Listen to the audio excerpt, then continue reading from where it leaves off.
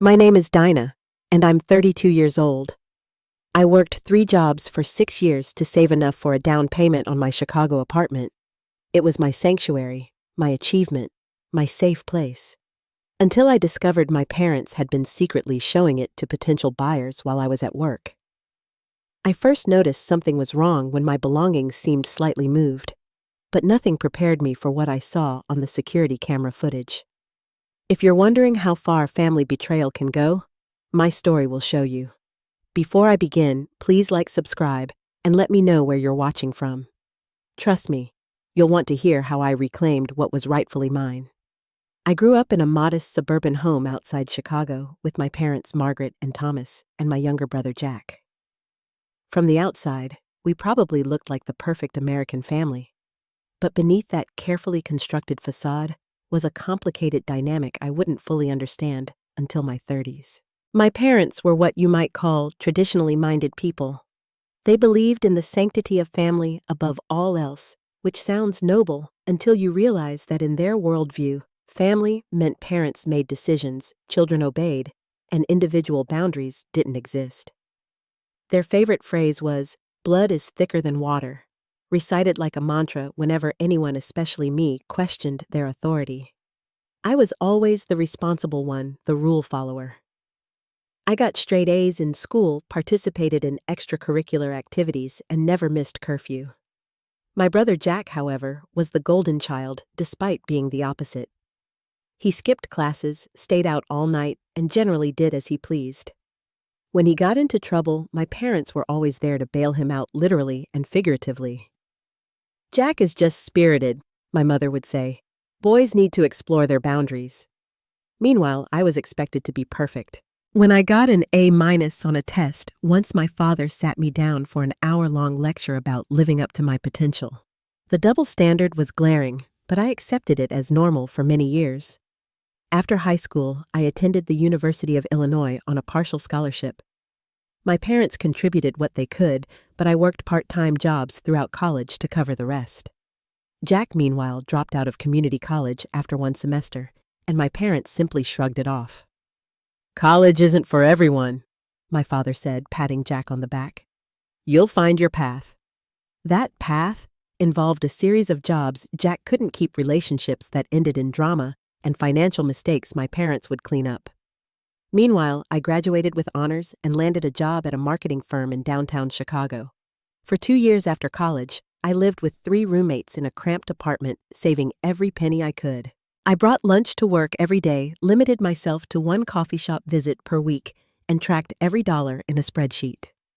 My friends went on vacations while I picked up extra projects for bonus pay. But I had a dream, my own place, something that would be completely mine. When I finally had enough for a down payment, my parents insisted on helping with the process. They came to viewings, critiqued my choices, and eventually convinced me to let them co-sign the loan just to get you a better interest rate. I was so close to my dream that I agreed, not realizing how this small concession would later become a weapon. The apartment I purchased wasn't huge or luxurious, but it was mine. A 1-bedroom unit in a decent neighborhood with good security, a small balcony, and enough space for me to be comfortable. I painted the walls myself, bought furniture piece by piece, and slowly transformed it into a home that reflected who I was. "You should have waited for something bigger," my mother commented during her first visit. "This neighborhood is up and coming, but it's not quite there yet." "I love it," I replied firmly. "And it's what I can afford on my own." That phrase, "on my own," seemed to bother them. They'd always envisioned their children staying close both emotionally and geographically. The idea that I'd struck out independently, made decisions without their input, and created a life separate from the family unit was unsettling to them. Meanwhile, my career was taking off. I put in long hours at the marketing firm, gradually moving up from junior copywriter to senior marketing executive. My salary increased, but so did my responsibilities and the time I spent away from home. Most days, I left my apartment at 7 a.m. and didn't return until 7 or 8 p.m. About 6 months ago, Jack's financial troubles escalated from concerning to catastrophic. I didn't know the details. Initially, my parents were predictably vague, but family dinners became tense affairs where money was clearly the elephant in the room. "Family sticks together," my father would say pointedly during these gatherings. "When one of us is struggling, we all pitch in." I nodded and offered what help I could, a few $100s here and there, but something felt off. The looks exchanged between my parents, the hushed conversations that stopped when I entered a room. Jack's uncharacteristic avoidance of me. Then small things around my apartment began to seem out of place. I'd come home and find my coffee mug on the wrong shelf, or the throw pillows arranged differently than how I'd left them. My first thought wasn't sinister. I blamed my own forgetfulness, the stress of work making me absent-minded.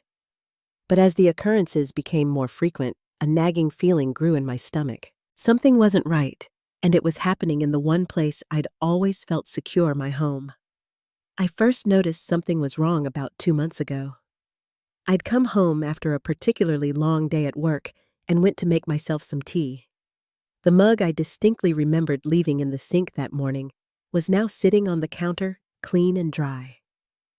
I stood staring at it, trying to convince myself I'd washed it before leaving, but the memory wouldn't materialize. A few days later, I noticed the throw pillows on my couch had been rearranged. I always placed them in a specific pattern, the blue ones on the ends, the patterned one in the middle. Now they were completely different. Again, I told myself I must have moved them absent-mindedly while rushing out the door. But these little inconsistencies kept piling up. Books slightly out of order on my shelf.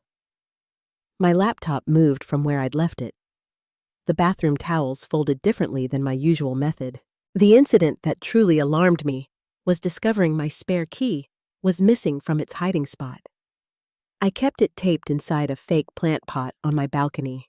Not the most original hiding place, I admit, but convenient for those rare occasions when I locked myself out. When I checked one evening, it was gone. I immediately called my parents since they were the only people who knew about the key's location. "Mom, did you or Dad take my spare key recently?" I asked, trying to keep my voice casual. There was a pause before she answered. "No, sweetie, why would we do that? It's missing from where I keep it. No one else knows it's there." "Maybe you used it and forgot to put it back," she suggested. "You've been working so hard lately, it's understandable if things slip your mind." Her explanation was reasonable, but something in her tone didn't sit right with me. It had that artificial quality she used when hiding something from me as a child. Like when she claimed Santa Claus had definitely visited, even though I'd seen her placing presents under the tree. The next strange occurrence was a call from an unknown number while I was at work. "Hello, is this Dinah?" a man's voice asked when I answered. "Yes, who's calling?" "This is Martin from Westside Realty. I'm just following up on the property viewing scheduled for tomorrow. I wanted to confirm that 2 p.m. still works for the interested buyers." My heart skipped a beat. "I think you have the wrong number. I haven't scheduled any property viewings." "Oh, my apologies. I'm calling about the Cedar Street property. 1-bedroom apartment unit 4B. That was my address. I felt a cold sensation spread through my chest. "There must be some mistake," I said firmly. "I'm not selling my apartment and I haven't contacted any realtors." "I see," the man replied, sounding confused. "I was given this number by the owners who scheduled the viewing. Perhaps I should contact them directly instead." "Yes, you should," I said, then added, "May I ask who gave you this number?" "Thomas and Margaret Wilson," he replied, unwittingly naming my parents. After hanging up, I sat at my desk, unable to focus on work. Why would my parents be scheduling viewings of my apartment? How are they even getting inside? That evening, I ran into Mrs. Grayson, my elderly neighbor, while collecting my mail. She smiled warmly at me. "Your family seems nice," she commented. "It's lovely that they visit so often while you're at work." I froze. "My family has been coming to my apartment while I'm not home." Oh, yes, quite regularly the past few weeks. Your parents and sometimes another gentleman, they always wave hello. I thanked her with what I hope appeared to be a normal smile and retreated to my apartment, my mind racing. My parents had been entering my home without my knowledge or permission. The missing items, the rearranged furniture, it all made horrible sense now. That night, I called my best friend Amanda. Am I overreacting? I asked after explaining the situation. They're my parents after all. Maybe they just wanted to check on the place while I was at work. That doesn't explain why they'd be bringing other people, Amanda pointed out. And why not just tell you they were stopping by? It's weird, Dinah. I know, but they wouldn't do something truly wrong. They're my parents. Family can take advantage too, she said gently. Though I admit it's hard to imagine what they could be up to. Maybe there's an innocent explanation. I wanted to believe that. I desperately wanted there to be a reasonable explanation for why my parents were secretly entering my apartment with strangers. But deep down, a voice was warning me that whatever was happening wasn't innocent. The next day, I ordered a small security camera online and had it delivered with rush shipping. It was discreet battery-operated and connected to my phone. I set it up on my bookshelf, positioned to capture most of my living room and the entrance to the apartment. I didn't tell anyone about the camera, not even Amanda. Part of me felt guilty for essentially setting a trap for my parents. But another part, the part that had worked 3 jobs to afford this apartment, needed to know what was happening in my home while I was away. Over the next few days, the camera recorded nothing unusual. I began to wonder if I was being paranoid after all.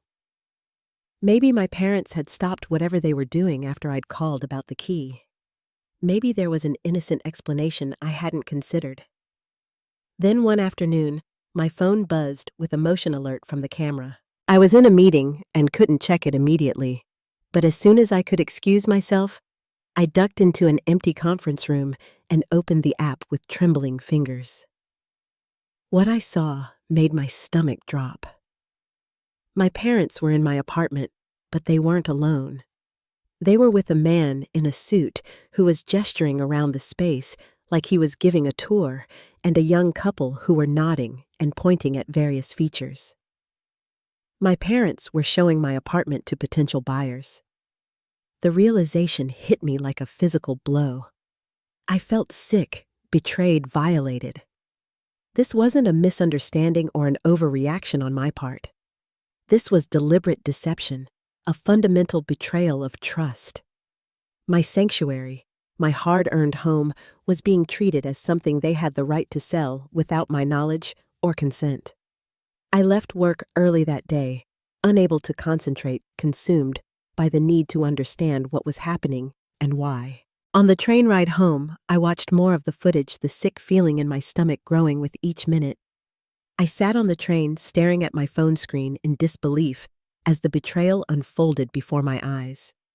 My parents, the people who were supposed to protect me, were casually walking strangers through my home as if they owned it, as if my years of hard work meant nothing. The footage was even worse than I initially thought. I turned up the volume and listened to my father speaking to the couple. "The building has excellent security," he was saying confidently. "The neighborhood has really come up in the last few years, which is why we think this is the perfect time to sell." My mother chimed in. "The kitchen was renovated just before our daughter purchased the unit, and all the appliances are still under warranty." The real estate agent, a sleek man with an expensive-looking watch, was taking notes on a tablet. "And the sellers are motivated, you mentioned?" "Very motivated," my father confirmed. "We're looking to close quickly. There's a family situation that needs resolving." The family situation comment made me pause the video. What situation could possibly justify this? I resumed watching. The young couple seemed enthusiastic. The woman opened my closets without hesitation, commented on my choice of bed linens, even tested my mattress by sitting on it. The invasion of privacy was complete and devastating. "The current occupant will be relocating soon." my mother told them smoothly. So the unit will be available for immediate occupancy after closing.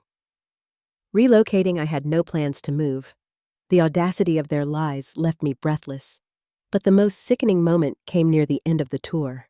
As they were heading toward the door, the real estate agent asked about the selling price. "We're asking $275,000, my father stated, which is actually below market for this area, but as I mentioned, we're motivated sellers." The agent nodded. "And is your daughter on board with this price point, since she's the actual owner on paper?" There was a pause before my mother answered. "Dinah understands this is for her brother Jack.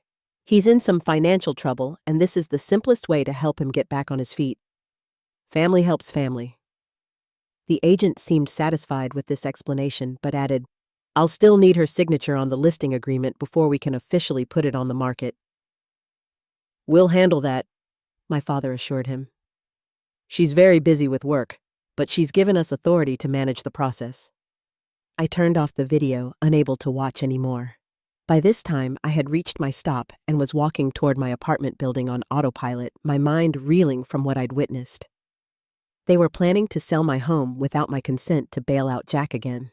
They were lying to real estate agents, potential buyers, and likely planned to lie to me as well. When I reached my mailbox in the lobby, I found several real estate brochures stuffed inside. They hadn't even bothered to remove these telltale signs of their deception. Flipping through them, I saw they were all from Westside Realty, the same company that had called me earlier. Inside my apartment, everything looked normal at first glance, but now I knew better. I began searching methodically, looking for any other evidence of their scheme. In the back of my desk drawer, I found copies of my mortgage documents, property tax statements, and most alarmingly, practice attempts at forging my signature on a blank piece of paper. The forgery attempts sent a chill down my spine. This wasn't just an invasion of privacy. This was potentially criminal. They were preparing to commit fraud by forging my signature on legal documents. I sank onto my couch, documents scattered around me, and allowed myself to feel the full weight of this betrayal. The tears came suddenly and violently. I cried for the trust that had been shattered, for the realization that my parents viewed my achievements as family resources to be redistributed as they saw fit, and for the painful understanding that the people who should have been proudest of my independence saw it instead as an inconvenience to their plans. When the tears subsided, a cold anger took their place. This was my home. I had worked for it, saved for it, made sacrifices for it. No one, not even the people who raised me, had the right to take it from me. I picked up my phone and called my parents. "We need to talk," I said when my mother answered. "Now." "Dinah, is everything okay? You sound upset." "I know what you've been doing in my apartment," I said, my voice surprisingly steady. "I know about the real estate agent, the tours, all of it." There was a long pause before she responded. "Sweetie, I think you're confused. Your father and I were just checking on the place, making sure everything was all right." "Stop lying," I cut her off. "I have video of you showing my apartment to buyers today. I heard everything, Mom. Everything about selling my home to bail out Jack, about forging my signature." Another pause, longer this time. Then, "This isn't a conversation we should have over the phone. Why don't you come over for dinner tomorrow night? Jack will be here too. We can explain everything." "Fine," I agreed. "Tomorrow at 7. But don't expect this to go away with a family meal and some excuses." As I hung up, I knew I was about to face one of the most difficult confrontations of my life. The foundation of my relationship with my parents had been cracked, possibly beyond repair. But I was done being the compliant daughter who put everyone else's needs before her own. It was time to stand up for myself, for my home, and for the boundaries they had so completely disregarded. The drive to my parents' suburban home the next evening felt like a journey to a battlefield. I gripped the steering wheel so tightly, my knuckles turned white, rehearsing what I would say, trying to prepare for their justifications and manipulation tactics. The familiar streets of my childhood neighborhood now seemed alien and unwelcoming. When I pulled into the driveway, I noticed Jack's beat-up car already there. So the whole family would be present for this confrontation. I took a deep breath, steeling myself before exiting my car. My mother opened the door before I could knock, wearing a forced smile that didn't reach her eyes. "Dinah, come in. Dinner's almost ready." The house smelled of pot roast, my favorite childhood meal. A transparent attempt to soften me up. I walked past her without returning the smile, heading to the dining room where my father and brother sat in uncomfortable silence. "Dinah." My father stood, attempting to hug me. I stepped back, keeping physical distance between us. "Let's skip the pleasantries," I said coldly. "I'm here for answers, not dinner." Jack wouldn't meet my eyes, staring down at his hands on the table. He looked thinner than the last time I'd seen him, with dark circles under his eyes and a nervous energy about him. My mother bustled in with the serving dish. "We should eat while it's hot. We can talk over dinner." "No," I said firmly. "I want to know why you were trying to sell my apartment behind my back. I want to know why you think it's acceptable to forge my signature on legal documents. I want the truth now." My father sighed heavily, the affable facade dropping. "Sit down, Dinah. This isn't easy for any of us." I remained standing, but moved closer to the table. "Start talking." My mother looked at Jack, who continued to avoid eye contact. "Your brother is in trouble," she began. "Serious trouble." "What kind of trouble justifies stealing my home?" I demanded. Jack finally spoke, his voice barely above a whisper. "I owe people money. A lot of money." "How much?" I asked. "Around $200,000. My father interjected. The number stunned me momentarily. "From what? How do you get that deep in debt?" Jack squirmed in his seat. "Gambling. It started small, just poker games with friends. Then online betting. Then bigger games. I thought I could win it back." "The classic gambler's delusion," I said, feeling no sympathy. "And how exactly does this become my problem?" My parents exchanged glances before my father spoke. "The people Jack owes money to, they're not the kind of people who accept late payments. They've been threatening him, and us." "They know where we live," my mother added, fear evident in her voice. "They've driven by the house several times, left notes, made it clear the debt needs to be paid." "We've given everything we can," my father continued. "We've emptied our savings, taken a second mortgage on the house, but it's not enough." I looked at each of them in disbelief. "So your solution was to sell my apartment without even asking me?" "We knew you wouldn't understand," my mother said, as if this explained everything. "You've always been so independent, so focused on your own path. Family has never meant to you what it means to us." Her words stung, but I refused to be derailed by emotional manipulation. Family doesn't mean stealing from each other. It doesn't mean betraying trust and breaking the law. "We co-signed your loan," my father said, his tone hardening. "That gives us certain rights." "Being a co-signer doesn't make you an owner," I shot back. "It doesn't give you the right to sell my property or forge my signature." "We were going to tell you," my mother insisted. "Once we had a solid offer. We thought it would be easier if everything was arranged first." "Easier for whom? Not for me. You were planning to present me with a fait accompli, weren't you? The apartment sold, the money promised to Jack's creditors, everything decided, so I'd have no choice but to go along with it." Neither of my parents denied this. The silence was confirmation enough. "Where was I supposed to live after you sold my home?" I asked. "You could move back here," my mother said brightly, as if offering a wonderful solution. "Your old room is exactly as you left it. It would be lovely to have you home again." The audacity of her suggestion left me speechless momentarily. They weren't just taking my property. They were trying to erase my independence to return me to a childhood role where they had control. And what about my life? My job in the city, the home I've built for myself? My father waved dismissively. You can find another marketing job in the suburbs. Plenty of companies out here. It would be a simpler life.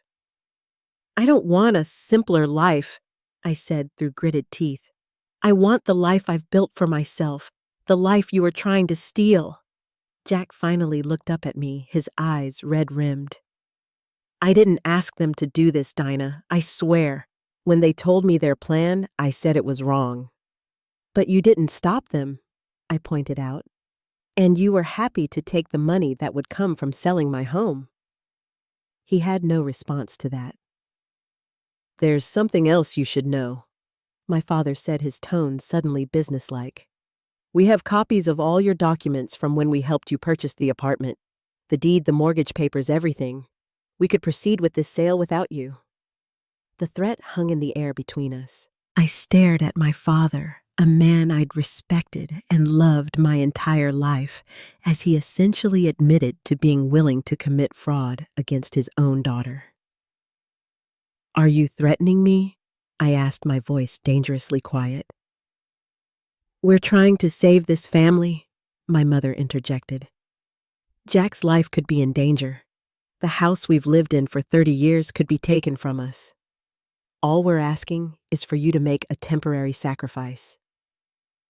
You're not asking anything, I corrected her. You've been acting behind my back, lying to me, invading my privacy, and planning to commit fraud. That's not asking, that's taking. I stood up straight, looking at each family member in turn. I'm going to say this once: my apartment is not for sale. Not now, not ever, unless I decide to sell it. If you enter my home again without my explicit permission, I will file charges for breaking and entering. If you attempt to forge my signature on any document, I will report you for fraud. If you contact any real estate agent regarding my property, I will take legal action. Dinah, please. My mother began to cry. We're your parents. We raised you, loved you, supported you. How can you turn your back on family this way? I'm not turning my back on family, I replied steadily. I'm establishing boundaries that you should have respected all along. Jack's problems are his to solve. They're not mine, and they're not solved by creating problems for me. With that, I turned and walked out, ignoring their calls to come back to be reasonable, to think of the family. As I got into my car, I was shaking from anger, from hurt, from the adrenaline of finally standing up to the people who had always expected me to bend to their will. I drove away from my childhood home with the distinct feeling that a chapter of my life had closed. The family dynamic I had accepted as normal for 32 years had been exposed as fundamentally broken. It hurt deeply, but beneath the pain was a surprising sense of liberation. For the first time, I had set a boundary with my family and held firm despite the emotional leverage they tried to use against me. As I headed back to the city, to my apartment that was still mine, I knew the confrontation was only the beginning. There would be fallout attempts at reconciliation on their terms and difficult decisions ahead. But I also knew I would never again allow my boundaries to be crossed in the name of family obligation. After the confrontation with my family, I returned to my apartment feeling both emotionally drained and strangely empowered. The sense of violation was still present. This space that had been my sanctuary now bore the invisible footprints of betrayal, but I was determined to reclaim it as my own. That night, I cried until no more tears would come. I mourned not just the breach of trust, but the realization that the family I thought I had existed only in my imagination. The people who raised me were capable of justifying theft and fraud if it served their purposes. How many other times had they dismissed my boundaries, my autonomy, my right to make my own choices? Around midnight, Amanda called. I'd texted her earlier with a brief update about the confrontation. "Are you okay?" she asked, concern evident in her voice. "No," I admitted, "but I will be." I told her everything, the full extent of what my parents had planned, Jack's gambling debts, their justifications, and the thinly veiled threat my father had made about proceeding without my consent. "Dinah, this is serious," Amanda said when I finished. "They were planning to commit fraud. That's criminal." "I know. My cousin Jeffrey is a lawyer," she continued. "He specializes in property law. You should talk to him like yesterday." I hesitated. Taking legal action against my own parents felt extreme, even after what they'd done. "I don't know if I'm ready for that step." "You don't have to file anything right away," Amanda reasoned. "But you should at least know your options. Your parents threatened to sell your home without your permission. That's not a normal family disagreement, Dinah. That's serious."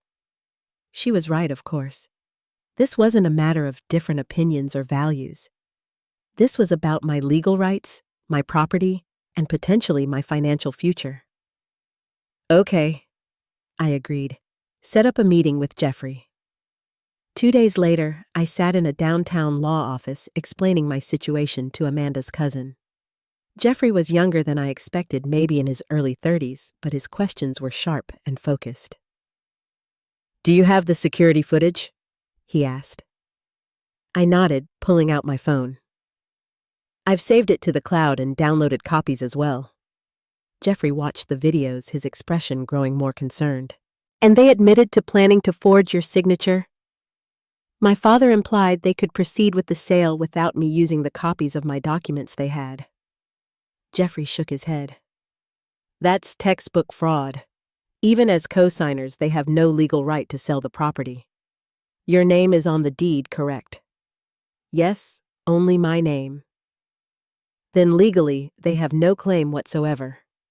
Being a co-signer on the mortgage gives them financial responsibility if you default, but zero ownership rights." The confirmation that my parents had no legal standing was reassuring, but it didn't solve the immediate problem. "What should I do now?" I asked. "They have copies of all my important documents. They've been in my apartment without permission. They clearly aren't respecting my boundaries." Jeffrey leaned forward. "First, change your locks immediately. Today, if possible. Second, contact your bank and put alerts on all your accounts. If they have your personal documents, they might have enough information to access your finances. Third, I'll draft a cease and desist letter detailing the legal consequences if they continue with this behavior." "A cease and desist letter to my parents?" I said flatly, the surrealism of the situation hitting me anew. "I know it sounds extreme," Jeffrey acknowledged, "but based on what you've told me, they've already crossed several legal lines. This puts them on notice that you're serious about protecting your rights." I left Jeffrey's office with a plan of action that felt simultaneously excessive and necessary. That afternoon, I called a locksmith who replaced all the locks in my apartment. I contacted my bank to place alerts on my accounts and ordered new credit cards. I even installed additional security measures, a door bar window sensors, and a more sophisticated camera system. As I worked to secure my home, I couldn't help but reflect on the irony. The people I should have been able to trust implicitly had made me feel unsafe in my own space. The family that claimed to want to protect me had become the very threat I needed protection from. That evening, I called the real estate agent whose card I'd found in my mailbox. The conversation was uncomfortable but necessary. "Mr. Martin, this is Dinah Wilson. I believe you've been working with my parents regarding my apartment." There was a pause. "Yes, Ms. Wilson. They've expressed interest in listing your property." "I need to be very clear about something," I said firmly. "My apartment is not for sale. My parents have no legal authority to sell it, show it, or list it. They've been entering my home and showing it to potential buyers without my knowledge or consent." "I see," he said, clearly surprised. "They indicated you were aware of the situation." "They lied," I stated bluntly. And if your agency proceeds with any listing or showing of my property without my explicit written consent, I will take legal action against both my parents and your company." "I understand completely," he said, his tone now professional and concerned. "I had no idea they were operating without your permission. I sincerely apologize for our part in this situation." After hanging up, I felt a grim satisfaction. I was taking back control one step at a time. The next few days were a blur of activity. I gathered all the evidence I had, the security footage, text messages, notes from conversations, and provided it to Jeffrey, who incorporated it into the cease and desist letter. I notified my building management about the situation, ensuring they knew not to allow anyone access to my apartment without my explicit permission. Through it all, my phone buzzed constantly with messages and calls from my parents. I ignored most of them, but the content was predictable guilt manipulation appeals to family loyalty. "After all we've done for you, if you really loved your brother, family means sacrifice." One evening, Amanda came over with takeout and wine. We sat on my balcony, the city lights creating a comforting backdrop to our conversation. "Have you thought about what happens next?" she asked. "With your family, I mean." I sipped my wine, considering the question. "I don't know. Part of me wants to cut them off completely. Another part remembers the good times, the ways they did support me growing up." "Relationships aren't all good or all bad," Amanda observed. "The tricky part is figuring out if the good outweighs the bad and what boundaries you need going forward." "Right now, the boundary is very clear," I said. "They're not welcome in my home or my financial decisions. Beyond that, I'll have to see how they respond to the cease and desist letter." That response came sooner than expected. The day after Jeffrey sent the letter, my parents showed up at my apartment unannounced. Thankfully, I'd already changed the lock so they couldn't enter. I watched through the security camera as they knocked repeatedly, clearly frustrated by their inability to get in. Finally, I answered through the intercom system. "I'm not opening the door," I said. "I've made my position clear."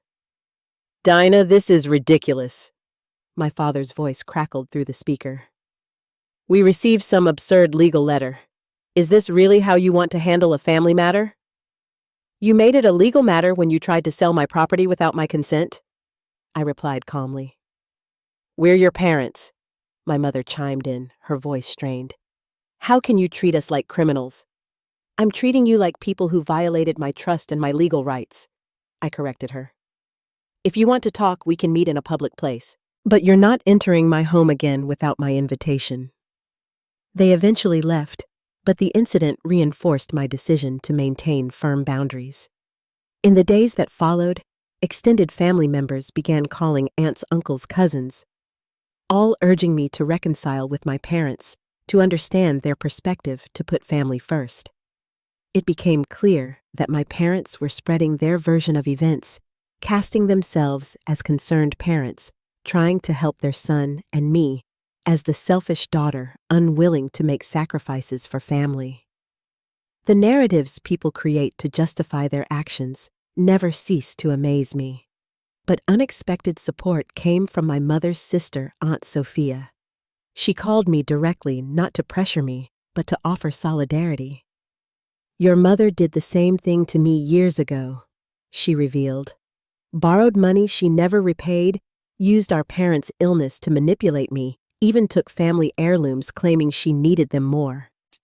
I set boundaries 20 years ago, and she's never forgiven me for it." Aunt Sophia's words were validating. The family dynamic wasn't just in my head. It was a pattern that had affected others as well. "Stand your ground, Dinah," she advised. "It's hard and it hurts, but it's necessary. Some people never learn to respect boundaries unless you enforce them consistently." Armed with legal protection, practical security measures, and emotional support from Amanda and Aunt Sophia, I began to feel stronger. The betrayal still stung, but it no longer threatened to overwhelm me. I was taking control of my narrative, my space, my boundaries. When Jack called a week after the confrontation, I almost didn't answer. But curiosity won out. Dinah, I'm so sorry, he began immediately. What Mom and Dad did, what they tried to do, it was wrong. I should have stopped them. Why didn't you? I asked, not bothering to hide the hurt in my voice. I was desperate, he admitted. The people I owe money to, they're dangerous. I was scared, still am. But that doesn't excuse trying to solve my problems by creating ones for you. His apology seemed genuine, but I remained cautious. What do you want from me, Jack? Nothing, he said quickly. I just wanted you to know I understand what they did was wrong. I'm trying to fix my mess another way. I'm selling my car, looking for a second job. I've even started going to Gamblers Anonymous. I didn't know whether to believe him, but I appreciated the effort at amends. I hope that works out for you, Jack. I really do. But I can't help you financially. Not after this. I know, he said quietly. I wouldn't ask that of you now. After hanging up, I felt a complex mix of emotions. Relief that at least one family member acknowledged the wrongness of what had happened. Caution about whether Jack's apparent growth was genuine or another manipulation tactic. Hope that maybe eventually some form of healthy relationship might be possible. But the most powerful emotion was pride in myself. I had stood firm against immense family pressure. I had protected what was mine.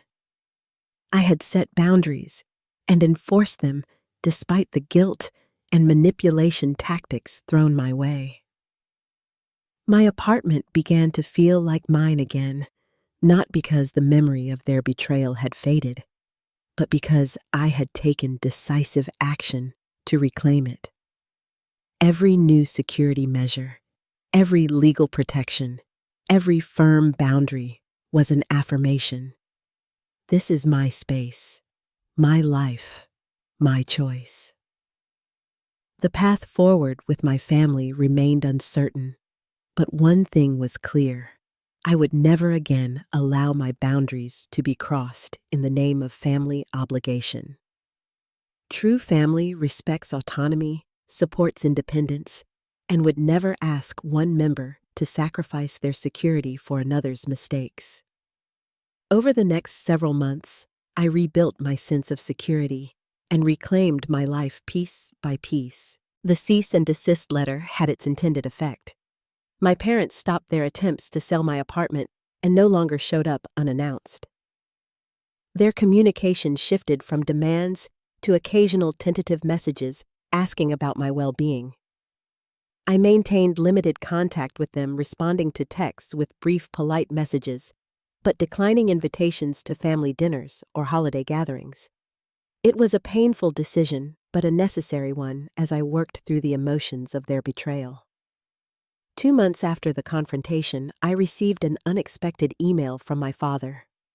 Unlike his previous messages filled with guilt-inducing language, this one was different. Dinah, I've been doing a lot of thinking about what happened. While I still believe we were trying to help Jack in a desperate situation, I now understand that the way we went about it was wrong. We violated your trust and your space. We didn't respect you as an independent adult.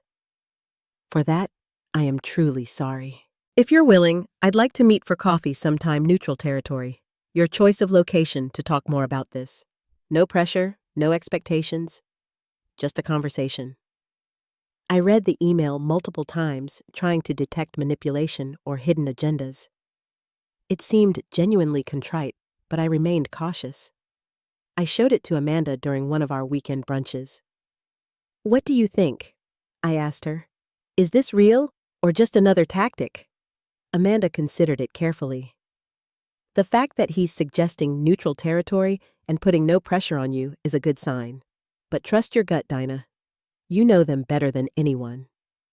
After much consideration, I agreed to meet my father at a coffee shop downtown, choosing a time and place where I felt comfortable. When the day came, I arrived early, selecting a table with a clear view of the entrance and exit. Old habits of self-protection die hard. My father arrived precisely on time, looking older and more subdued than I remembered. He ordered a black coffee and sat across from me, clearly uncertain how to begin. "Thank you for meeting me," he finally said. I nodded but said nothing, waiting for him to continue. "I've been seeing a therapist," he admitted, surprising me.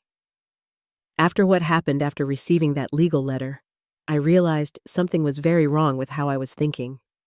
Your mother won't go yet, but I'm hoping she will eventually. "What have you learned?" I asked cautiously. He sighed heavily. "That I've been enabling Jack his entire life, that I've had different standards for you and for him, that I've valued family loyalty over individual boundaries, that I've used manipulation to control situations." He looked up at me. "And that I nearly destroyed my relationship with my daughter because of these patterns." His words seemed sincere, but I'd been fooled before. "What about the documents you have? My mortgage papers, the deed?" "I brought them," he said, placing a folder on the table. "All of them. I have no right to these, and I want you to know I'll never attempt anything like that again." I took the folder, feeling a weight lift as I secured these important documents. "Thank you." "I don't expect forgiveness right away, or maybe ever," he continued. "What we did was a serious breach of trust, but I hope that with time and with both of us respecting your boundaries, we might find a way forward." "I need time," I told him honestly. "This isn't something I can just get over because you apologized." "I understand," he nodded. "Take all the time you need. I'll be here when and if you're ready." That meeting marked the beginning of a slow, cautious reconstruction of my relationship with my father. My mother was less receptive to change, initially continuing to insist they had only been trying to help family. But as she saw my father making progress in therapy and rebuilding his connection with me, she eventually started her own therapeutic journey. Jack surprisingly made the most dramatic changes. He committed fully to his recovery program, found a steady job for the first time in his life, and slowly began repaying his debts through legitimate means. He never asked me for money again, instead, working 2 jobs and living frugally in a small apartment with roommates. 6 months after the confrontation, I joined a support group for adult children of controlling parents. The stories I heard there helped me understand that what I had experienced wasn't unique. Many families struggle with boundaries, control, and respect for individuality. The group provided tools for establishing healthy relationships, recognizing manipulation tactics, and healing from the emotional wounds of boundary violations. In my personal life, I became much more discerning about who I allowed into my inner circle. I began to recognize patterns in friendships that mirrored the unhealthy dynamics of my family friends who expected me to drop everything for their emergencies, who took without giving, who dismissed my boundaries as selfishness. Gradually, I replaced these relationships with healthier ones based on mutual respect and reciprocity. My apartment, once a scene of violation and betrayal, needed transformation to feel fully mine again. I repainted the walls, rearranged furniture, and replaced items that held negative associations. Each change was an act of reclamation, a statement that this space belonged to me and reflected my choices. The security measures I installed remained not out of ongoing fear, but as a reminder of the importance of protecting what matters to me. The cameras that had captured my parents' betrayal now served as guardians of my peace of mind. Through therapy and reflection, I came to understand that family love is complex and imperfect. My parents did love me in their way, but their love was conditional and controlling. True love, I learned, respects boundaries, celebrates independence, and supports growth, even when that growth leads in unexpected directions. I also learned that family can be defined more broadly than blood relations. Amanda became more like a sister to me than ever before. Aunt Sophia, once a distant relative I saw only at holiday gatherings, became a trusted mentor and friend. My support group created a family of choice bonded by shared experiences and mutual understanding. The most profound lesson, however, was about the nature of helping others. My parents had justified their actions as helping family, but true help empowers rather than controls. It offers support without creating dependency. It respects the autonomy of the person being helped. This understanding transformed how I approached my own acts of generosity. When a coworker needed assistance during a personal crisis, I offered support without taking over. When Amanda struggled financially after a job loss, I helped her create a budget and job search strategy, rather than simply giving her money. I learned to ask, "What kind of help do you need?" rather than assuming I knew best. The healing process wasn't linear. Some days I felt strong and confident in my boundaries. Other days, the hurt and betrayal felt fresh again. There were moments when I questioned my decision to maintain limited contact with my parents, wondering if complete separation would be healthier. But gradually, the good days outnumbered the bad. 1 year after the confrontation, I invited my parents to my apartment for the first time since discovering their betrayal. It was a significant step, allowing them back into the space they had violated, but now on my terms. We sat in my living room drinking coffee and engaging in careful conversation. The tension was palpable, but beneath it was a tentative new foundation, one built on respect rather than obligation, on boundaries rather than control. As I look back on this journey, I realize that what my parents called helping family was actually about control and enmeshment. What I initially saw as standing up for myself was actually about establishing the healthy boundaries all relationships require. The apartment they tried to take from me was more than property. It was a symbol of my independence, my achievements, and my right to self-determination.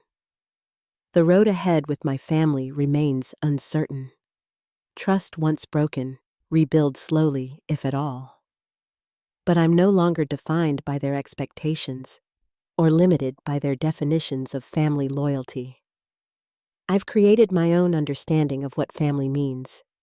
A circle of people who respect each other's boundaries, celebrate each other's successes, and offer support without strings attached. In reclaiming my apartment, I reclaimed something far more valuable: my autonomy, my voice, and my power to define the relationships in my life on my own terms. Looking back at everything that happened, I realized that the journey to reclaim my life taught me lessons I never expected to learn. Today, as I sit on my balcony, watching the Chicago sunset paint the sky in shades of orange and pink, my apartment feels truly mine again, not just legally, but emotionally. The healing process wasn't quick or easy. For the first few months after the confrontation, I'd sometimes wake up in the middle of the night thinking I heard someone at my door. The sense of violation lingered like a ghost, making me question my security even with new locks and cameras installed. But gradually, those moments became less frequent as I reclaimed my space and my peace of mind. My relationship with my parents has evolved into something I never imagined. We're not close in the way many families are. There's too much broken trust for that, but we've found a new way to interact based on clear boundaries and mutual respect. My father continued his therapy, working through his need to control and fix everything. My mother eventually joined him, though her progress has been slower. We now meet once a month for lunch at a restaurant-neutral territory that feels safe for everyone. Jack's transformation surprised us all. After hitting rock bottom, he committed fully to his recovery program. He found a job as an assistant manager at a local hardware store and ironically discovered he has a talent for helping customers solve practical problems. He's 2 years sober from gambling now, and though he still has a long way to go in repaying his debts, he's making steady progress. Our relationship has shifted from resentment to a cautious rebuilding of trust. The support group I joined became a cornerstone of my healing. Hearing others share similar experiences helped me understand that the dynamics in my family weren't unique to me. So many of us had grown up believing that family meant sacrificing our own needs, that boundaries were selfish, that love required complete access to every aspect of our lives. Together, we learned to recognize these harmful patterns and to create healthier relationships. One of the most profound changes has been in how I define family now. Blood relations are just one type of connection. The family I've built for myself includes Amanda, who stood by me through the darkest moments. My Aunt Sophia, who understood my experience because she'd lived it herself. Colleagues who became friends. Neighbors who check in on each other. And members of my support group who truly get it without explanation. I've also become more discerning about who I allow into my life. I pay attention to how people respond when I say no. Whether they respect my time and space, if they can celebrate my successes without jealousy or attempts to diminish them. This awareness has led to deeper, more authentic relationships. My career took an unexpected turn as well. The experience of reclaiming my power inspired me to shift my marketing focus toward nonprofits that help people establish financial independence. I now work with organizations that provide financial literacy education, housing assistance, and support for those escaping controlling relationships. Using my professional skills to help others find the security and independence I fought for has been deeply fulfilling. Perhaps the most important lesson I've learned is that helping someone should never involve diminishing them. True support empowers rather than controls. It respects autonomy rather than imposing solutions. When my coworker Lisa was facing eviction last year, I remembered what my parents had tried to do in the name of help. Instead of taking over, I asked what she needed, connected her with resources, and offered emotional support while she solved her own problem. The gratitude in her eyes when she signed the lease on her new apartment was worth more than any acknowledgement I could have received for fixing it for her. I still have the security cameras in my apartment, though they're no longer there out of fear. They remind me that vigilance isn't paranoia, it's self-care. They remind me that I have the right to protect what's mine, to know who enters my space and why. They remind me that the hard boundaries I set were necessary and healthy. The forgeries my parents attempted never completely leave my mind when I sign important documents. I still check my credit report regularly and maintain alerts on my financial accounts. These precautions aren't about dwelling in the past, but acknowledging that trust once broken requires verification before it can be rebuilt. As difficult as this journey has been, I wouldn't change it. Without the betrayal, I might never have recognized the unhealthy patterns in my family. I might have continued in the role of the responsible daughter who sacrifices her needs for others, who confuses obligation with love, who measures her worth by how much she gives rather than how authentically she lives. The apartment my parents tried to take from me has become more than just a home. It's a symbol of my self-determination. Each mortgage payment isn't just maintaining my property. It's an affirmation that I define my own path. The boundaries I maintain aren't walls to keep people out. They're the foundation that allows me to let the right people in on terms that respect my autonomy. Family does matter deeply, profoundly, but family should be defined by love that liberates rather than constrains, by support that empowers rather than controls, by connections that honor individuality rather than demanding conformity. Sometimes the most loving thing we can do for family is to stand firm in our truth, even when that truth is uncomfortable for everyone involved. If you're facing a similar situation where family obligations are being used to cross your boundaries, remember that you have the right to protect what's yours, your property, your choices, your independence. Setting boundaries isn't selfish. It's the foundation of healthy relationships. And sometimes, paradoxically, those boundaries create the space for genuine healing and connection to begin.